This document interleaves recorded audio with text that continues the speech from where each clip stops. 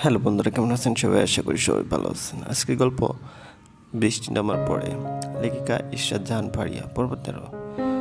দুপুরবেলা সবাই খাওয়া শেষ করে ভাত ঘুম দিয়েছে। বিনয় অফিসে অনেকক্ষণ একা একা শুয়ে থেকে গুঞ্জনের ঘুম আসছিল না, তাই উঠে দাদিমার ঘরে চলে গেল। দাদিমা ঘুমননি। গুঞ্জন সোজা দিদার কোলে মাথা রেখে শুয়ে পড়ল। দুপুর গড়িয়ে প্রায় বিকেল বিকেল অনেকক্ষণ এ কথা সে কথা বলে হাসাহাসি করল। এক পর্যায়ে গুঞ্জনের বাবা মায়ের কথা আসলো প্রসঙ্গতভাবে। দাদিমা শান্ত গলায় বললেন, আমার গুঞ্জনটা এই কদিন কেমন যেন হয়ে গেছিলি। তুই চুপচাপ থাকলে বাড়িটা আজকাল কেমন গুমট হয়ে থাকে, ভালো লাগে না। অনুর বাড়াবাড়ি সহ্য হয় না। নিজের নাতনি বলে কিছু বলতেও পারে না। এমন পরিবেশে কেউ কি ভালো থাকতে পারে? গুঞ্জনের চোখের কোণে জল, ওর গলা দিয়ে কথা বেরোচ্ছে না, জড়িয়ে যাচ্ছে।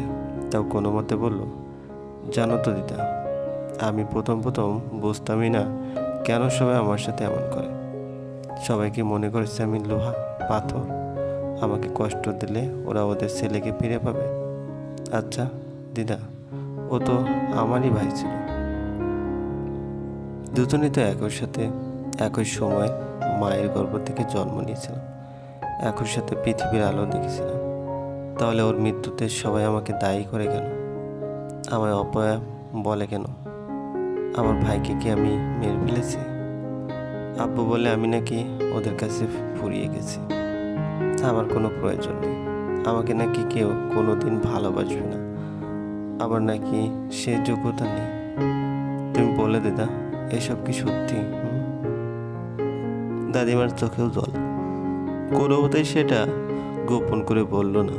তুই ভালো মেয়ে, তোর কিসের দোষ সেখানে, যেখানে তুই কিছু করিসনি?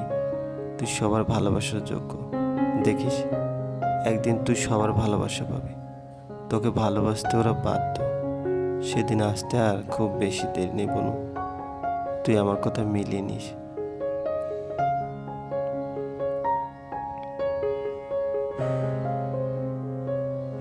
গুঞ্জন দিদার কোলে মাথা রেখে নিজের না বলা গোপন কথাগুলো বলছে, কাঁদছে। ওর নিজেকে যেন খুব হালকা লাগছে। কথাগুলো বলে যাচ্ছে দিদার কাছে। যদি আর কোনোদিন কারো কাছে কথাগুলো বলার সুযোগ না হয়, তাহলে কারো কাছে তো বলা উচিত, নইলে কেউ গুঞ্জনকে মনে রাখবে কি কখনো?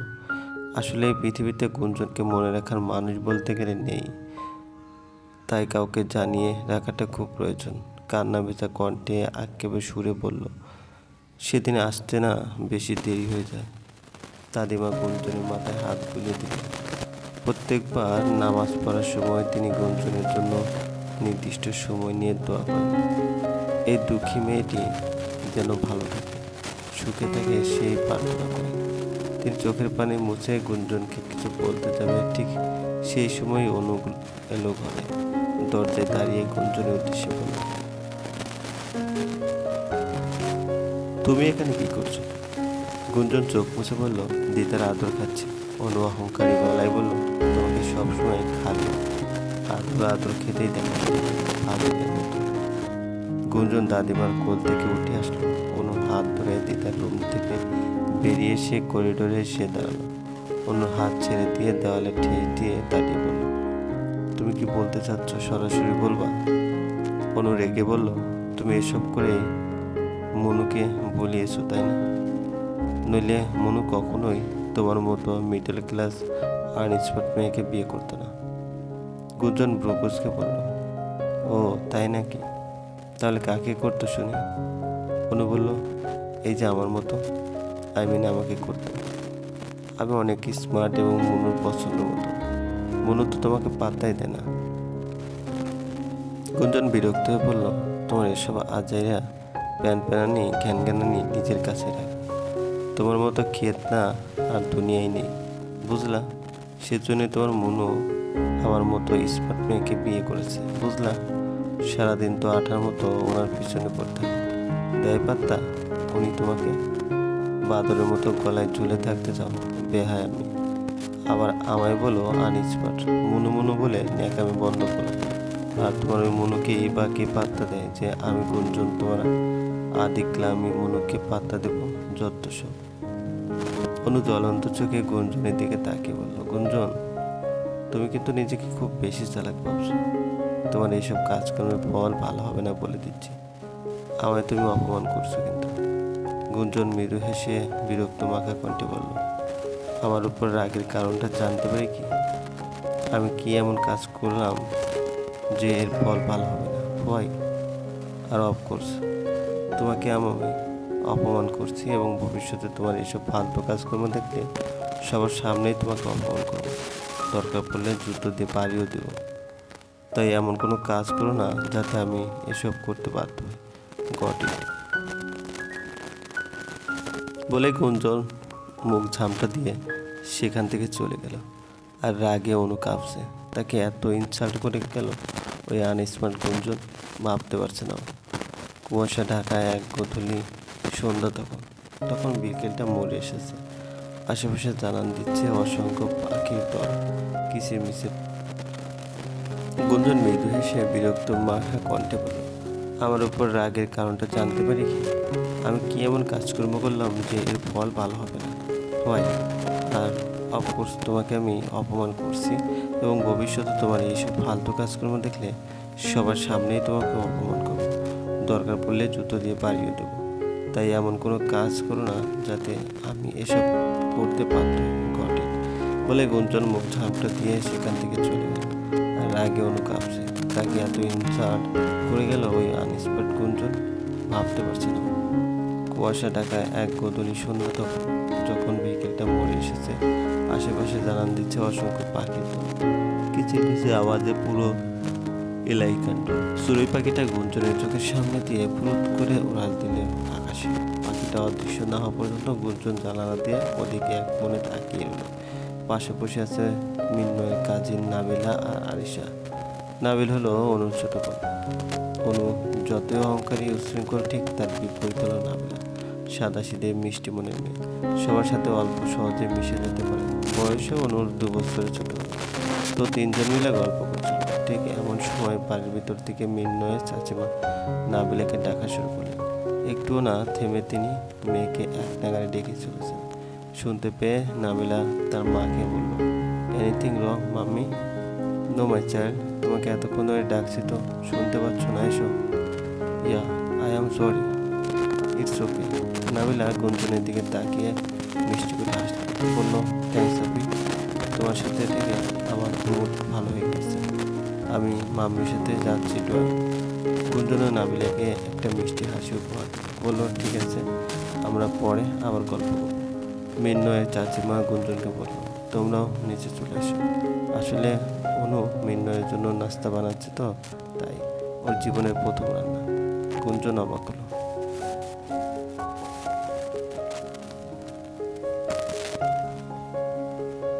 গুঞ্জন অবাক হলো, আরিশার দিকে তাকিয়ে দেখে মুচকে হাসে। চোখের ইশারায় গুঞ্জনকে যেতে বলেছে। গুঞ্জন বুঝতে পেরে বলল, আসছে। গুঞ্জনরা এতক্ষণ আরিশার রুমে বসেছিল। অনুর রান্নাবান্না নামক লাইভ সিরিয়াল দেখার জন্য আরিশাকে সঙ্গে করে বসার ঘরে নিয়ে আসলো গুঞ্জন। সোফায় বসে আরিশাকে চুপি চুপি জিজ্ঞেস করলো, আরও তুমি ওই সময় মিটিমিটি হাসছিলে কেন? গুঞ্জন যেন খুব মজার একটা কথা বলছে। আরিশা হেসে বলল, অনু আপনি রান্নাবান্নার কথা শুনে। গুঞ্জন বলল, হাসার কি আছে? হাসার কি নেই বলো তো? চাচিমা বলল যে ওর জীবনের প্রথম রান্না, এটা কি হাসার কথা নয়? অফকোর্স নয়, হতেই তো পারে প্রথম রান্না। ভুল আপনি। যতবার দেশে আসে ততবারই ভাইয়াকে ইমপ্রেস করার জন্য এই মেয়ে ন্যাকামি করে রান্না করে। রান্না সে কিছু জানে না, অথচ কেউ সাহায্য করতে গেলে বলে ও হচ্ছে অনু, আর অনুর কোনো কিছুতে কারো হেল্প লাগে না, একাই পারবে, কাউকে কোনো কিছুতে হাত লাগাতেই দেয় না। অবশেষে সারা বাড়ি তোলপাড় করে এক গাদা আজাইরের আইটেম রান্না করেছে। খাবার মুখে দিলে 10 দিনের রুচি চলে যায়, বুঝলে? গুঞ্জন বলল, কিছু পারে না তাতে এত ভাব? দেখি আজ কি কর্মপোলাও রান্না করে। রান্না করলেও দিবে নাকি? দাদাভাইকে খাওয়াবে জোর করে। প্রথমবার যখন রান্না করেছিল তখন অবশ্য বাসার সবাই খেয়েছে, তবে পরে বমি করতে করতে একজনের হুঁশ নেই। গুঞ্জন বলল, তা তোমার দাদাভাই কি রেসপন্স করেছিল? বেচারা মুখ রাগে লাল নীল কমলা হয়ে গেছিল, কিন্তু সবার সামনে তা প্রকাশ করে। এরপর থেকে অনু আপনি যতবার রান্না করেছে দিনগুলোতে অফিস থেকে খেয়ে আসে দাদাভাই। আসলে একে কিছু বলতে পারে না। গুঞ্জন সন্ধে গেলে বলল, কেন? কেউ কিছু বললে ভ্যা করে কেঁদে একটা সিন ক্রিয়েট করে, সেজন্য কিছু বলে না। যতটা পারে ওকে এড়িয়েছে। তো ওই ছাগলই ওর পিছু থাকে। গুঞ্জন আর কিছু বলল না, চুপ করে আরিসের পাশে বসে রইল। দেখার অপেক্ষায় ঢঙ্গি কারো হেল্প ছাড়া কী রান্না করে, আর সেই খাবার খেয়ে ওই মনই বা কী রেসপন্স করে। রাত প্রায় 10টায় মিন্নয় বাসায় ফিরল, আর তখনই শুরু হলো অনুর হামলা।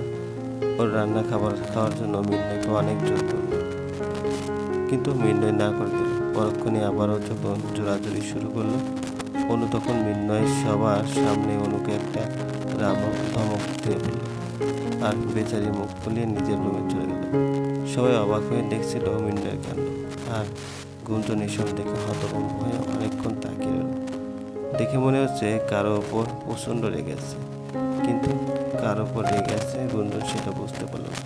আর সে মুখ ভার করে চুপি চুপি এসে গুঞ্জনের পেছনে দাঁড়ালো। গুঞ্জন জিজ্ঞাসা দৃষ্টিতে তাকাতে বলল, দাদাভাই বোধ হয় আজকে প্রচণ্ড রেগে আছে। কার উপর রেগে আছে জানো? না আপনি? এতদিন তো ওনার এই রূপ দেখিনি। দেখবে কীভাবে? ভাইয়া যে রাগে তা বেশিরভাগ সময় প্রকাশ করে না, কিন্তু যখন আর সহ্য করতে পারে না তখন মনে করো দুনিয়া উলটে গেলেও কারো কথা শুনবে না। কী যে করে তখন তুমি বিশ্বাসই করতে পারবে না। কেউ কিছু বলতে পারে না, দেখলে না অন্য অপেক্ষা কীভাবে ধমক দিল। গুঞ্জন চিন্তিত হয়ে বলল, কাউকে কিছু না বলে না খেয়ে মিন্নয় উপরে ঘরে চলে গেল। ও যেতে বাসার সবাই খাওয়া দাওয়া শেষ করে যার যার ঘরে ঘুমোতে চলে গেল। গুঞ্জনে এক প্রকার ভয়ে ভয়ে রুমের দিকে যেতে নিল, কিন্তু মিন্নয়ের এই নতুন রূপ দেখে সেই সাহসটা আর করতে পারেনি। পা ঘুরিয়ে ছুট লাগালো আরিসের ঘরের দিকে। আরিসা গুঞ্জনকে দেখে অবাক হয়ে বলল, কিছু হয়েছে আপনি? গুঞ্জন মৃদু হেসে বলল, না, আমি আজ তোমার সাথে থাকবো। আরিসা হেসে বলল, বুঝতে পেরেছি, দাদা ভাইয়ের ভয় তাই না? বলতে পারো। ঠিক আছে, এখানে শুয়ে পড়ো। গুঞ্জন আরিসার পাশে শুয়ে পড়ল। কিছুক্ষণ এপাশ ওপাশ করে আরিসা এক পর্যায়ে ঘুমিয়ে পড়ল। আর গুঞ্জন ভাবছে কি হবে কিছুদিন পর, কি লেখা আছে ওর ভাগ্যে। গুঞ্জন এসব কিছু ভাবছে, ঠিক এই সময় মনে হলো কেউ একজন আরিসার ঘরের দরজা ঠেলে ঢুকছে। অন্ধকারের লম্বা অবয়বটা দেখে গুঞ্জন ভয় পেয়ে যেই না চিৎকার করে আরিসাকে ডাকতে দেবে, ঠিক সেই সময় কে যেন কিছু বুঝে ওঠার আগে ওকে কেউ পাতা করে তুলে নিল। অন্ধকারের অবয়বটা গুঞ্জনের কানের কাছে মুখটা নিয়ে সম্মোহিত গলায় বলল, আমার বউ আমাকে দেখে অন্য ঘরে ঘুমাবে।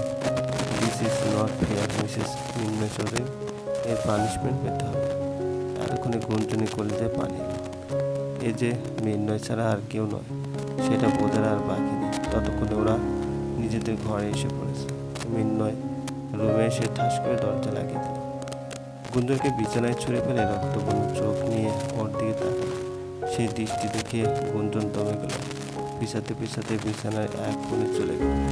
মিন্নয় গুঞ্জনকে পিছুতে দেখে জোরালো কণ্ঠে উঠল, হ্যাঁ হাই ডিয়ার। গুঞ্জন ভয়ে ঢোক গেলে বলল, আপনি এভাবে কথা বলছেন কেন?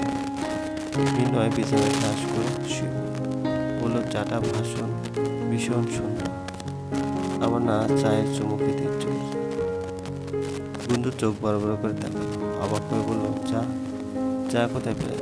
আর আপনার কথা এভাবে জড়িয়ে যাচ্ছে। মিন্নয়ের হাতে একটা কাঁচের বোতল, তাতে তরল কিছু পদার্থ আছে।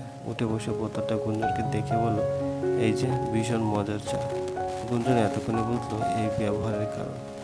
বেচারা তো নেশায় বুঁদ হয়ে আছে, তাই উল্টাপাল্টা কথা বলছে। মিন্নয় হঠাৎ করে গুঞ্জনের কোলে মাথা রেখে শুয়ে পড়ল। জড়ানো গলায় বলল, you are trapped by a whore. Anyway that doesn't matter actually, but the matter. হতভম্ব গুঞ্জন বলল, আপনি এসব উল্টোপাল্টা কী বলছেন? নেশা করে মাথায় পুরো গেল নাকি? মিন্নয় আবার বলল, আই মিন তুমি তো কম অ্যাট্রাকটিভ নও। What do you mean? Am I a whore? God get lost. আপনার প্যান পানি বন্ধ করুন প্লিজ। মিন্নয় ধমক শুনে ঘুম ঘুম গলায় বলল, তুমি আমাকে বকছো কেন? তুমি কি আমায় ছেড়ে চলে যাবে? আরে তুমি আমাকে ছেড়ে যাচ্ছ কেন? দাঁড়াও প্লিজ, আমি তোমার জুতা লুকিয়ে ফেলেছি। গুঞ্জন অবাকের শব্দ আকাশে পৌঁছে বলল, এই যে মিস্টার মিন্ময় চৌধুরী, আপনি কি সব আবল তাবল বকছেন? আমি এখানে বসে আছি। মিন্ময় হঠাৎ উঠে বসলো। গুঞ্জন ওর দিকে তাকালো, ভালো করে তাকে দেখলো। চুল উস্কো খুস্কো, চোখ, হাত পা, গাল টকটকে লাল হয়েছে, সম্ভবত ড্রিঙ্কস করার কারণে। কিন্তু বিয়ের পর এই কয়েক মাস তো ওকে সিগারেট খেতে দেখা যায়নি। সেখানে আজ কি এমন হলো যে একে নেশা করতে হলো? ভেবে কিছু পেল না গুঞ্জন। মিন্ময় গুঞ্জনের চুলগুলো খুলে দিল, পিঠে ছড়িয়ে পড়লো এলোকাশি লম্বা চুলগুলো। কিছু বুঝে ওঠার আগেই গুঞ্জনকে জড়িয়ে ধরে শুয়ে পড়ল মিন্ময়। গুঞ্জন ঠেলে সরে যেতে চাইলে নিজের সাথে মিশিয়ে নিল গুঞ্জনকে। আর এদিকে গুঞ্জন শ্বাস নিতে পারছে না। গরম অনুভূত হতে গুঞ্জন মিন্ময়ের কপালে হাত রাখল। জ্বরে পুরো গা পুড়ে যাচ্ছে। ততক্ষণে ঘুমিয়ে কাঁদা মিন্ময়। উত্তপ্ত নিঃশ্বাস পড়ছিল গুঞ্জনের গালে। ঘুমের ঘরে মিন্ময় নাক ডুবালো গুঞ্জনের চুলে। অস্ফুট সুরে বলল, রুহি, তুমি মিথ্যা বলছো তাই না? গুঞ্জন চমকে উঠল। এই রুহি আবার কি বলেছে? যাই হোক, জ্বরের জন্য মিন্ময় কী সব আবল তাবল বলছে। গুঞ্জন তাতে পাত্তা না দিয়ে মিন্ময়ের মাথায় পানি দেবার কথা ভাবলো। উঠতে গিয়ে দেখে ওর চুলের উপর শুয়ে ওকে ভীষণভাবে জড়িয়ে ধরে আছে, যাতে কোনোভাবে গুঞ্জনের পক্ষে ওঠা সম্ভব নয়। হতাশ হয়ে শুয়ে পড়লো আবারও। একসময় ঘুমিয়ে পড়লো। মাঝরাতের দিকে হঠাৎ গুঞ্জনের ঘুম ভাঙলো। তখন অনেক চেষ্টা করে মিন্ময়ের পাগলামি বাদ দিয়ে উঠে দাঁড়ালো। মিন্ময়ের মাথায় পানি দিয়ে দিল। ঘুমের মাঝে ওষুধ খাইয়ে ওকে ঠিকঠাক করে শুয়ে দিয়ে রুম থেকে বেরিয়ে এলো। করিডোর পেরিয়ে ড্রয়িং রুমে বেলকনিতে আসতেই দেখা হয়ে গেল নাবিলার সাথে। বেলকনিতে চেয়ারে পেতে বসে আছে।